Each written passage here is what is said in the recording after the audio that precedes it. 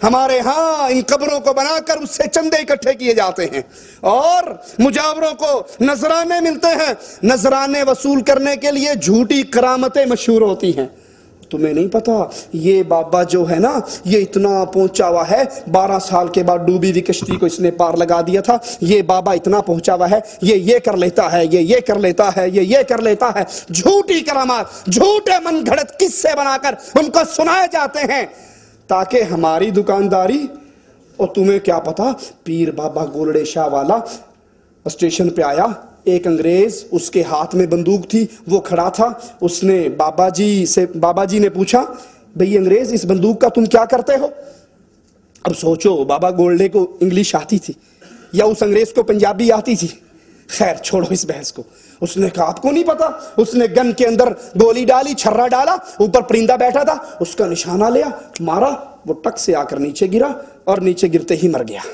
اب انگریز نے دیکھا بابا گولڈے کے ہاتھ میں تسبیح تھی, اس نے کہا بابا جی اس تسبیح سے آپ کیا کرتے ہو؟ جھوٹی من گھڑت کہانیاں تاکہ شرک کا دھندا چلتا رہے. آپ کیا کرتے ہو؟ اس نے کہا بتاؤں کیا کرتا ہوں. کہا بتاؤ.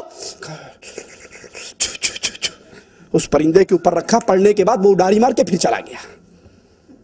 یہ موت و حیات تو اللہ کے اختیار میں ہے. جو ان مجاوروں نے جھوٹی کرامات اور قصے اور کہانیاں بنا کر ان بزرگوں کے نام پر مشہور کر دیے, اور یہ قبروں پہ بیٹھنے والے مجاور ویسے ہی ہیں جیسے کفار مکہ کے بتوں پر مجاور بیٹھا کرتے تھے. لوگ درباروں کو دیکھ کر صاحب قبر کے لیے سجدے کرتے ہیں, رکوع کرتے ہیں, اور یہ عمل امت کے اجماع کے ساتھ کفر ہے.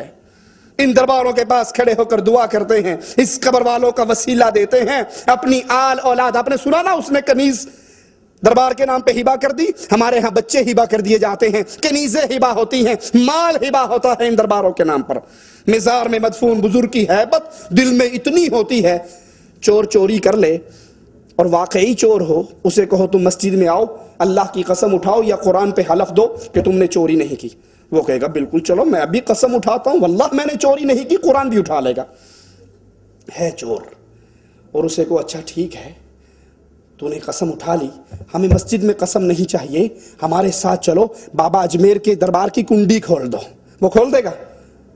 ہاں وہ کھولے گا؟ کہے گا میرے بچے مروانے ہیں تم نے. دربار کی کنڈی جھوٹے کی تو بہت دور کی بات ہے, 11ویں شریف کی سبیل لگانے والے کو اگر کہو نا بابا یہ دودھ نہ دو, اللہ نام کا دودھ ہے, کیوں بابے کے نام پہ دیتے ہو؟ کہا مولوی صاحب اگر آپ کی بات مان لوں پیر میری بھینس مار دے گا.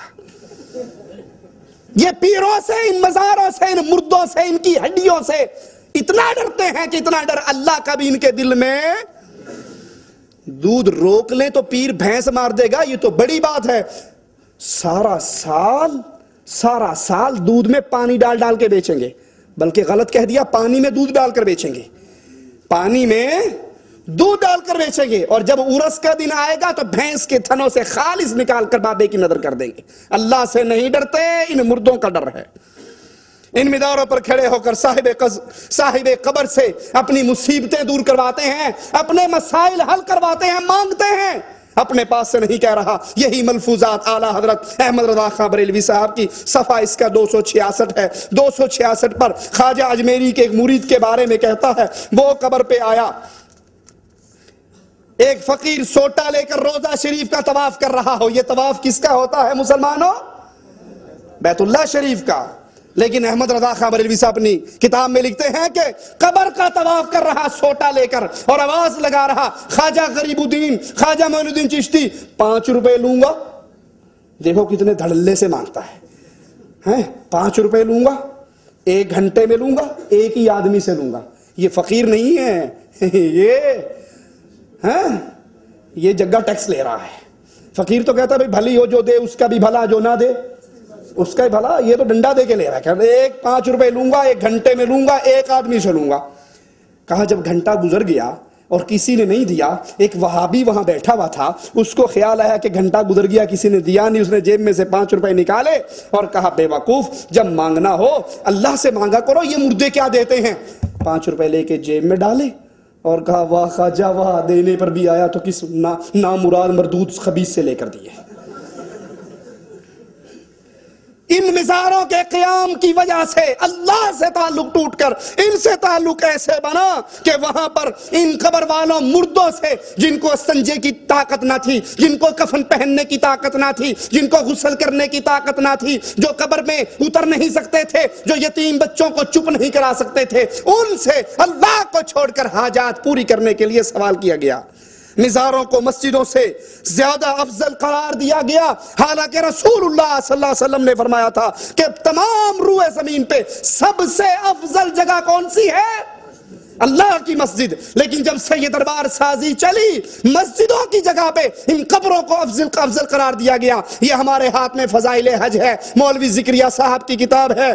مولوی صاحب اس فضائل کے اندر اللہ کے نبی صلی اللہ علیہ وسلم کی قبر کے بارے میں غلو کرتے ہوئے کیا کہتے ہیں، ذرا آپ بھی سنیے۔ صفحہ نمبر 138 ہے، 138 پہ کہتے ہیں، مدینے میں جاؤ، قبہ خضراء پر نظر پڑے، عظمت اور ہیبت اور نبی کی علو شان کا استحضار کرو، یہ سوچو اس پاک قبے میں وہ ذات اقدس ہے جو ساری مخلوق سے افضل ہے، انبیاء کی سردار ہے، فرشتوں سے افضل ہے۔ یہاں تک تو بات ٹھیک ہے، نبی تمام مخلوقات سے افضل ہیں، لیکن آگے سنو، مسجدوں کو چھوڑ کر قبروں کو کیسے پوجا جاتا ہے؟ کہا قبر شریف کی جگہ ساری جگہوں سے افضل ہے، اور جو حصہ نبی کے جسم مبارک سے ملا ہوا وہ کعبہ سے افضل ہے۔ بریک نہیں لگی، دھندا چل رہا ہے۔ کعبہ سے افضل ہے، عرش سے افضل ہے، اللہ کی کرسی سے افضل ہے۔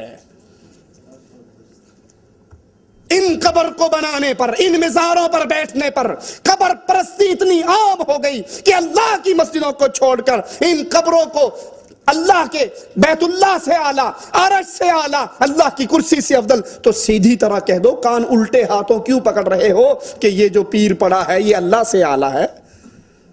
جب اس کی قبر عرش اور کرسی سے افضل ہے، جو عرش پہ مستوی اللہ ہے، تو پھر یہ اللہ سے بڑھ کر ہوگا؟ مزاروں کی زیارت کے بہانے بے حیائی اور فحاشی کا ایسا سیلاب آیا، جتنے اغوا ہوتے ہیں قبروں پہ، زنا ہوتے ہیں قبروں پہ، پاؤڈر، چرس، افیون، ہیروئن، جو کچھ ملتا ہے ان قبروں کے اوپر۔ قاتل نامی گرامی قاتل ہو، سبز چولا پہن کر کسی دربار پہ بیٹھ جائے، پولیس والوں کی ماں مر جائے گی، اس کو پکڑ نہیں سکے گا، پکڑے گا تو گستاخ رسول کے پرچے کے اندر ہو جائے گا۔ قبروں پر قبہ سازی کا عمل اللہ اور اس کے رسول کی کھلی بغاوت ہے۔ لوگو، اللہ کی سچی خالص توحید کی طرف لوٹاؤ۔ میری باتیں کئی بھائیوں کو کڑوی لگتی ہوں گی، لیکن مجبور ہوں، کہتا ہوں وہی بات، سمجھتا ہوں جسے حق، میں زہر حلاحل کو کبھی کہہ نہ سکا قلب۔ کیسے کہہ دوں کہ یہ قبر پرستی دین اور اسلام ہے؟ آپ لگے رہو، یہ جہنم کا دروازہ ہے، یہ آخرت کی بربادی ہے، یہ دنیا کی بربادی ہے، یاد کر لو۔ آخری بات کہہ کے بات ختم کرتا ہوں، اگر کسی کی قبر پہ میلے لگانا، کسی کی قبر پہ سجدہ کرنا، کسی کی قبر کا طواف کرنا، کسی کی قبر کی خاک چاٹنا، کسی کی قبر پہ دیا جلانا، کسی کی قبر پہ چادر چڑھانا جائز ہوتا تو سب سے پہلے یہ کام محمد رسول اللہ کی قبر پہ ہوتا۔ جب نبی نے اپنی قبر کے بارے میں کہا لا تتخذوا قبری عیدا، میری قبر پہ میلے نہ لگانا، میری قبر پہ عرس نہ لگانا، میری قبر پہ اکٹھ نہ کرنا، میری قبر کو بت نہ بنانا، اللہ کی قسم کھا کر کہتے ہیں اب کائنات کے اندر کوئی ایسی قبر نہیں جو قبر محمد کی قبر سے زیادہ پیاری ہو۔ جب نبی کی قبر پہ میلہ نہیں لگ سکتا، نبی کی قبر پہ عرس نہیں لگ سکتا، نبی کی قبر پکی نہیں ہو سکتی، نبی کی قبر پہ سجدہ نہیں ہو سکتا، تو لسوڑی شاہ پھسوڑی شاہ کی قبر پہ بھی میلے نہیں لگ سکتے۔ ملک فیصل رحمت اللہ علیہ کی بات کر کے بات ختم کرتا ہوں۔ پاکستان کے دورے پہ گئے، وہاں کے ذمہ داران محمد علی جناح کی قبر پہ لے گئے ملک فیصل رحمت اللہ علیہ کو۔ قبر پہ پہنچے تو گاڑی سے نہیں اترے، پوچھا بھئی یہ کہاں لائے ہو؟ کہا آپ کو نہیں پتا یہ بانی پاکستان کی قبر ہے، آئیے سلام کیجئے۔ بابا جھکیے ادھر، ہم تو ہر سبز جھنڈی کو دیکھ کر جھک جاتے ہیں۔ وہ مواحد تھا، وہ مواحد تھا، وہ ان کے نقش قدم پہ چلنے والا تھا۔ ایک بادشاہ نے آرڈر جاری کر دیا جو میرے دربار پہ آئے سجدہ کرے۔ درباری ملاؤں نے سجدہ کرنا شروع کر دیا۔ اللہ کا ایک ولی اس وقت کا، ایک امام وقت کا، اس نے آرڈر جاری کر دیا، فتویٰ جاری کیا، جو سجدہ کرے گا وہ بھی کافر ہے اور یہ بادشاہ بھی کافر ہے۔ اسے اٹھا کے جیل میں ڈلوا دیا۔ جب یہ ولی 70 سال کا بوڑھا ہو گیا، وزیروں نے مشورہ دیا کہ بادشاہ یہ اگر اندر ہی مر گیا تو بغاوت ہو جائے گی، نکالو، اور بہانہ کرتے ہیں آپ کے دربار کی طرف جو آنے والا دروازہ ہے اس کو چھوٹا سا بنا دیتے ہیں، کھڑکی کھولتے ہیں، اس کو کھڑکی میں سے لائیں گے تو لازمی بات ہے پہلے یہ سر اندر داخل کرے گا اور پھر کرے گا، آپ کا مطلب بھی پورا ہو جائے گا اور اس کی شرط بھی ٹوٹ جائے گی۔